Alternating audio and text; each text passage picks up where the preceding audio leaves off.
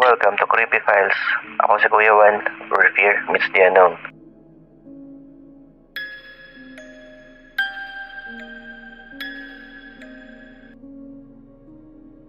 Baguhan si Rocky sa City Hospital Mortuary sa Quezon City.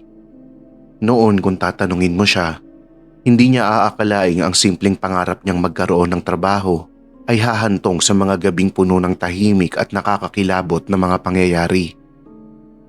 Magsisimula siya bilang assistant sa morgue. Sa papel, simple lang ang trabaho niya. Maglinis ng mga silid, ihanda ang mga bangkay, at ang pinakakakaiba sa lahat ay ang mag-makeup ng mga patay bago sila ipakita sa kanilang mga pamilya. Stories are exclusives only here on Creepy Files with Kuya Juan. Sa una, sanay na si Rocky sa amoy ng dugo at gamot sa ospital. Pero iba ang amoy sa morgue. Hindi ito katulad sa ordinaryong ospital. Kung sa ospital amoy gamot, dito amoy formalin. Halo ito ng antiseptic, lumang yelo, at kakaibang lamig na parang yumayakap sa buong silid. Nung unang gabi niya, ramdam niya ang tensyon sa hangin dahil sobrang tahimik. Naririnig lang niya ang mahinang ugong ng refrigerator at ang tiktak ng orasan sa dingding. May mga bangkay na nakahilera sa mga stainless steel slab at natatakpan ito ng puting tela. Ang supervisor niya na si Ate Chini ay veterano na sa trabaho. Hindi siya masyadong madaldal, pero bawat kilos niya alam mong may dahilan. Relax ka lang, Rocky. Dito, hindi ka makakakita ng kakaiba kung gagawin mo lang ang trabaho mo. Yan ang sabi niya habang ipinapakita ang mga gamit tulad na lamang ng makeup kits, brushes, lotions, at mga ilang props para magmukhang mas tao ang mga patay. Sa unang gabi pa lang, natutunan na ni Rocky ang mga ritual. Linisin ang mukha, ayusin ang buhok, lagyan ng kaunting blush para hindi magmukhang malupit ang kamatayan. Ginagawa niya ang trabaho pero ramdam niya kakaibang tensyon sa paligid. May bangkay na parang gumagalaw sa ilalim ng tela. Sa simula, akala niya guni-guni lang yun.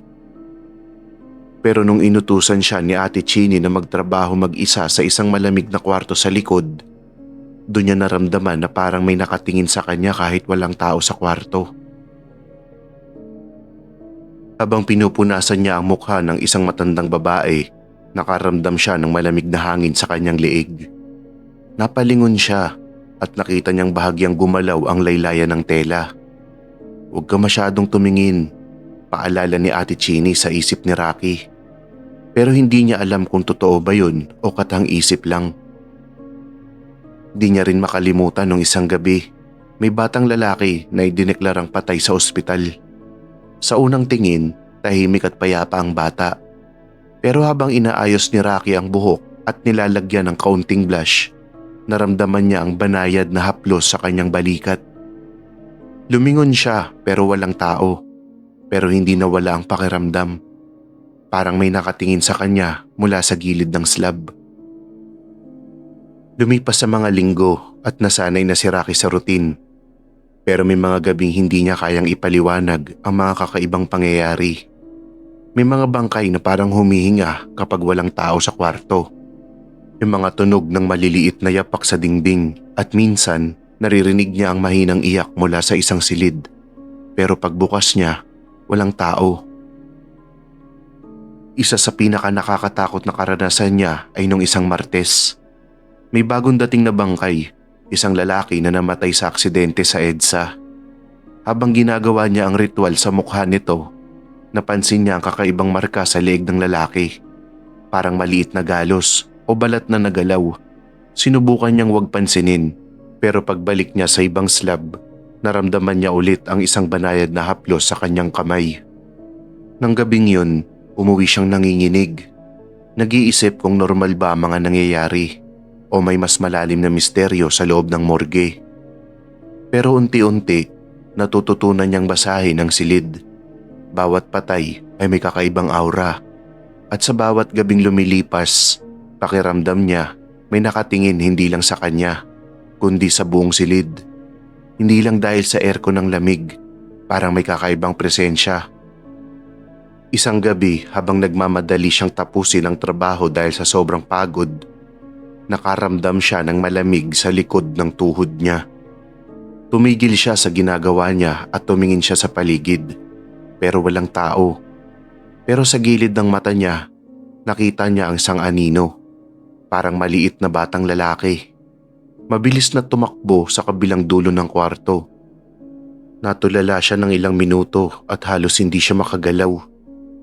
Pagbalik niya sa slab na katatapos lang niya, napansin niya ang bagong marka sa ilalim ng kuko ng patay na bata. Mukhang bago pa lang at base sa pagkakatanda niya, wala yun kanina nung inaayusan niya ito.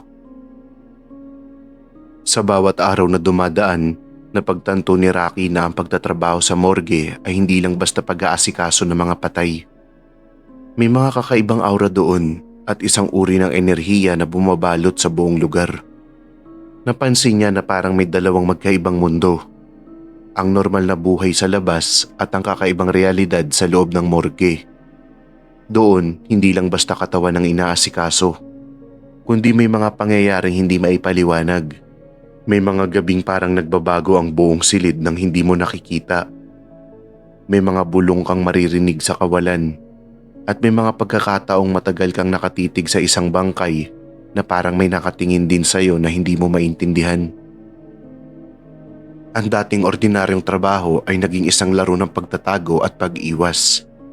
Natutunan niyang huwag masyadong silipin ang gilid ng mga labi, huwag huminga ng malalim, at huwag pumasok sa silid ng walang dahilan. Pero kahit anong pag-iingat niya, may mga bagay na hindi niya kayang pigilan. Sa bawat gabing lumilipas, lalong lumilinaw sa kanya ang isang bagay. Sa morgue, kahit simpleng pagmi-makeup lang ang ginagawa mo sa patay, may mga bagay kang makikita na hindi mo dapat makita at may mga damdaming hindi dapat maramdaman. Pag-uwi niya sa bahay, binubuhos niya ang mahabang oras sa banyo. Iniisip ang mga nangyari sa trabaho at pilit na inaalis ang lamig na dumadampi sa kanyang batok. Pero kahit nakapikit na siya at natutulog, naririnig pa rin niya ang mga mahihinang yabag. Ang mga pakiusap na halos hindi marinig at ang mga malalamig na presensya na sumusunod sa bawat galaw niya. Doon niya napagtanto na hindi siya nag-iisa sa morgue. May mga nilalang doon na hindi mo nakikita pero ramdam mo ang kanilang presensya. Nagmamasid sa bawat sulok ng silid. Ako si Kuya Juan, and you've just opened another file from the dark.